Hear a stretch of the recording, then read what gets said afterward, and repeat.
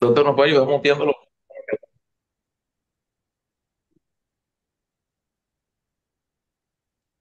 Buenos días, continuando con el programa de docencia. El día de hoy voy a hablarles sobre las suturas compresivas utilizadas en la autonía uterina. Entonces, como objetivo de mi presentación, pues revisar de manera actualizada y práctica el uso de las suturas compresivas como una estrategia quirúrgica conservadora en la atonía uterina, identificar las indicaciones clínicas para realizar las suturas compresivas y el momento óptimo para implementarlas en el algoritmo terapéutico, comparar las principales técnicas y las suturas compresivas, analizando sus pasos, ventajas y limitaciones, y reconocer el material quirúrgico recomendado, consideraciones técnicas para la colocación segura y efectiva de la sutura completa. Entonces, a manera de introducción, recordando que la hemorragia obstétrica sigue siendo una de las tres principales causas de muerte materna y de morbimortalidad a nivel mundial. Una de las principales causas de la hemorragia obstétrica, o la principal, es la atonía uterina, en la cual se presenta un 80% de los casos. El manejo de la atonía uterina incluye uterotónicos, masaje uterino y medidas no invasivas. Sin embargo, hay momentos o ocasiones en las cuales amerita un manejo más avanzado o un manejo quirúrgico, y en especial en aquellas pacientes que son primíparas o que tienen un deseo de fertilidad conservado. Aquí entran las medidas quirúrgicas donde se encuentran el tema principal de la charla, que son las suturas compresivas junto con las ligaduras de la arteria uterina. Entonces, pues las suturas No, compresivas uterina uterinas aquí. se han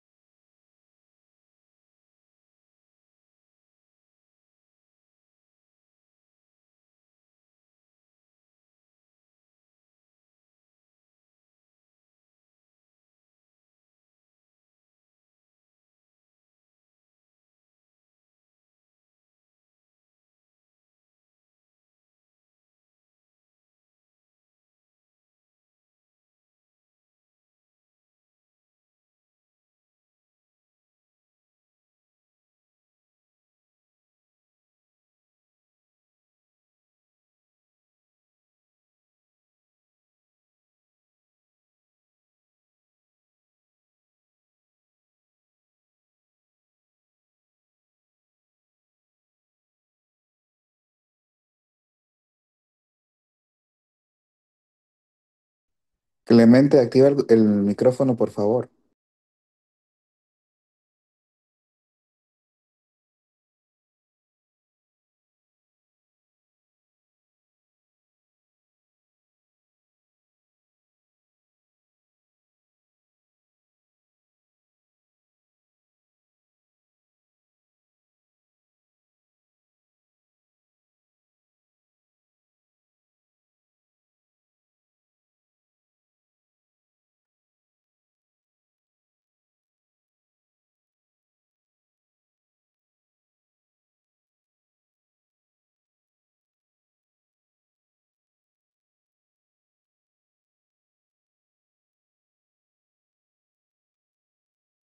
Entonces entran en juego las suturas compresivas o las suturas de compresión uterina para evitar lo que puede ser una histerectomía obstétrica. Entonces, hablando un poco de epidemiología, como ya mencioné, la hemorragia obstétrica complica del 1 al 3% de todos los partos, ya sean vaginales o partos por cesárea. Esta se encuentra entre el 8% de mortalidad en los países de bajo ingreso, de alto ingreso, y un 20% de mortalidad en los países de bajo ingreso. Entonces, la principal causa es la atonía uterina, que se presenta en un 70 a un 80% de los casos de hemorragia postparto, y pues se ha presentado que puede ser entre 40 casos por cada 10.000 partos. En Europa, que bueno, es una latitud diferente a la que tenemos aquí en Panamá, se habla de que el 13% de los partos son complicados por una atonía uterina. Entonces, trayendo un poco a la actualidad de nuestro país, se realizó un estudio observacional por Giovanni Chávez y Tania Herrera que nos hablan de o tratan de recalcar la mortalidad materna en Panamá desde 1998 hasta el 2022. Y como podemos ver, las estadísticas de Panamá no están lejos de las estadísticas mundiales. Nos hablan que las principales causas específicas de muertes obstétricas directas fue en un 12,9% la hemorragia postparto, seguido por lo que son los trastornos hipertensivos y las infecciones.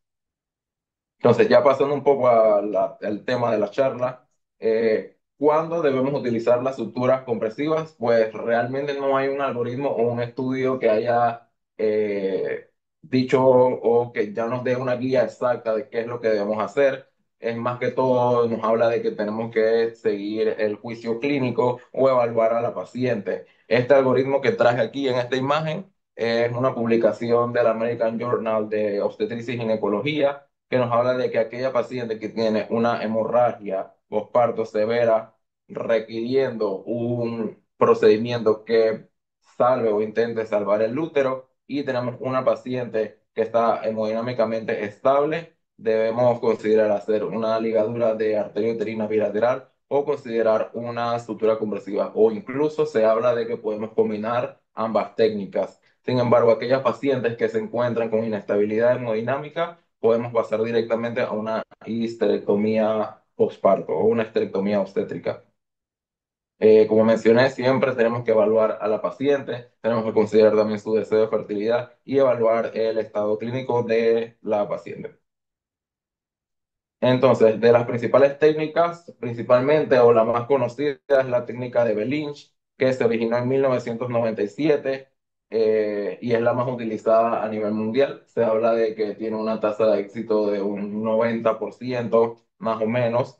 Y Belinch, que fue el autor de esta técnica, describe mecanismos mediante los cuales las suturas compresivas detienen la hemorragia postparto. Nos hablan de que bloquean o aumentan las contracciones uterinas, recordando que al haber una contracción uterina, al momento del parto hay un cierre, una oclusión de las arterias espirales, disminuyendo o cesando lo que es el sangrado. Y también las suturas uterinas, otro mecanismo mediante el cual detienen el sangrado, que bloquean el espacio vascular del útero. Entonces, Belinch es la técnica que mayormente se utiliza. Sin embargo, otros autores han descrito otras técnicas que tienen el mismo mecanismo.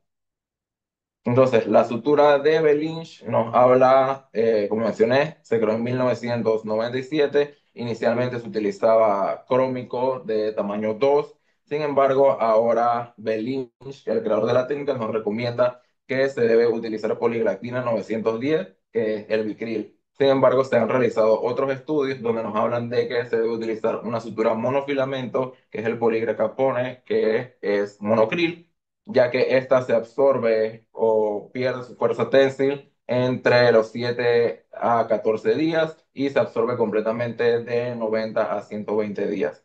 Entonces nos habla también de que tenemos que utilizar una aguja semicircular de 70 milímetros para poder realizar la sutura compresiva. Entonces nos habla de que la técnica nos describe de que esta se debe hacer con la histerografía aún abierta y nos habla de que debemos entrar justo debajo de la incisión inferior, salimos en la parte, salimos por la incisión superior, vamos a hacer o vamos a pasar la sutura hacia atrás, hacia la cara posterior del útero, justo a nivel de la incisión, vamos a entrar de forma transversal y vamos nuevamente a pasar la aguja hacia adelante, entrando por la parte superior de la herida o de la histerografia y vamos a salir en la parte de abajo.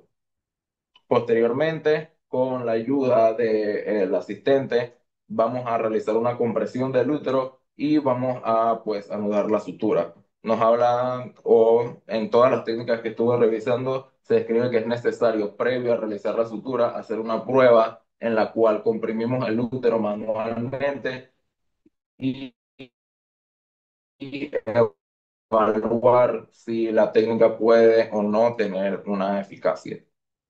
Entonces, Belinch nos describe que él utilizando el Vicril o la poliglactina 910 encontró una menor incidencia de necrosis uterina, de piometra y sinequia. Sin embargo, no está descrito en un estudio de peso.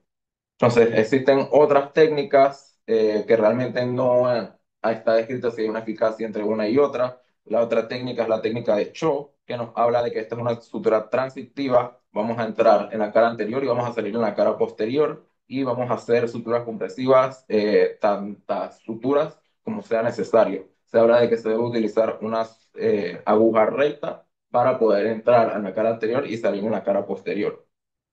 Está también la técnica de Hyman o la cintura compresiva de Hyman, que nos habla o es más sencilla porque en esta solamente eh, entramos en la parte inferior de la estereografía.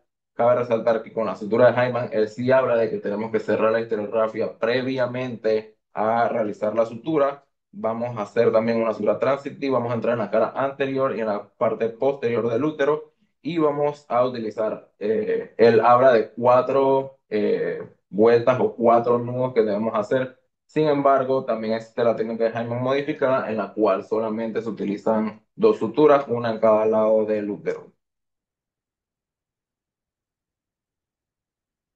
Entonces también está la técnica de Pereira, que nos habla de que debemos realizar una sutura transversal entrando por el espacio avascular de los ligamentos anchos. Vamos a realizar cuatro suturas, digo, tres suturas transversales que vamos a amarrar en la parte anterior del útero y posteriormente, al tener las suturas transversales, vamos a realizar una sutura longitudinal entrando en la parte del istmo y la vamos a anudar. El inicio de la sutura la vamos a anudar aquí con la sutura transversal, la última sutura transversal que hacemos. Vamos a entrar a nivel del fondo del útero y vamos a anudar posteriormente en la parte inferior de la cara anterior del útero. Está la sutura de Ball también, que es prácticamente como la sutura de Belinch modificada. Nos habla de que vamos a hacer una sutura transitiva, vamos a entrar debajo a 2 centímetros de la histerorrafia, vamos a salir en la parte posterior del útero, vamos a dar una vuelta, vamos a entrar posteriormente en la histerorrafia ya suturada y vamos a hacer lo mismo del lado contralateral. Posteriormente vamos a realizar la compresión del útero y vamos a anudar debajo del esterografio.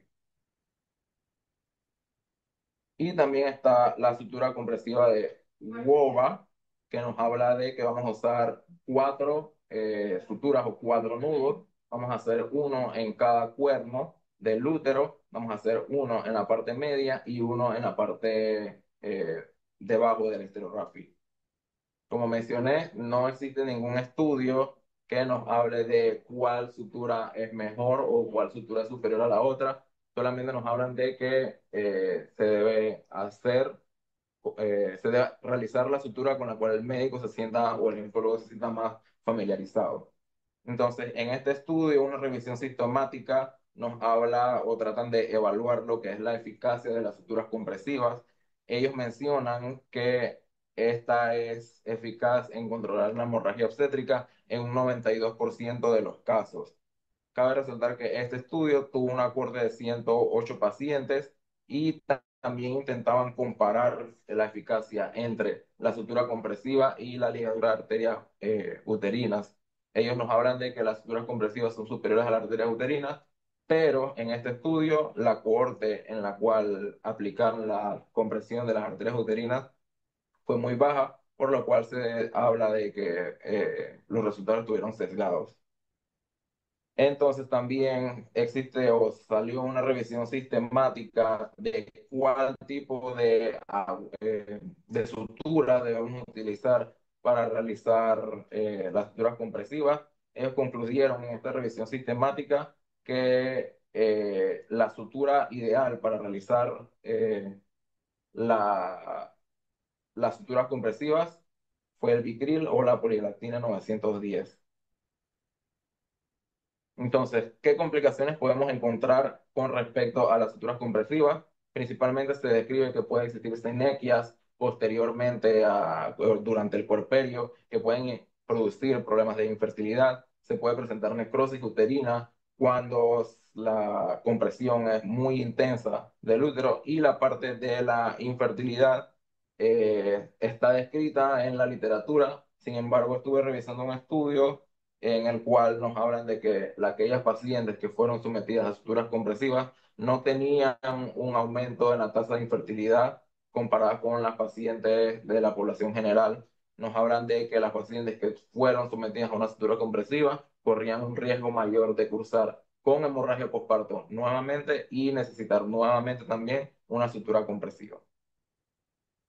Entonces, a manera de conclusión de la plática, las suturas comprensivas uterinas representan una herramienta esencial en el manejo quirúrgico conservador de la atonía uterina. Estas permiten controlar el sangrado de forma rápida y efectiva cuando las medidas médicas fallan, y la correcta selección y la ejecución pueden marcar la diferencia entre preservar un útero o llevar a la paciente joven con deseo de fertilidad a una histerectomía obstétrica.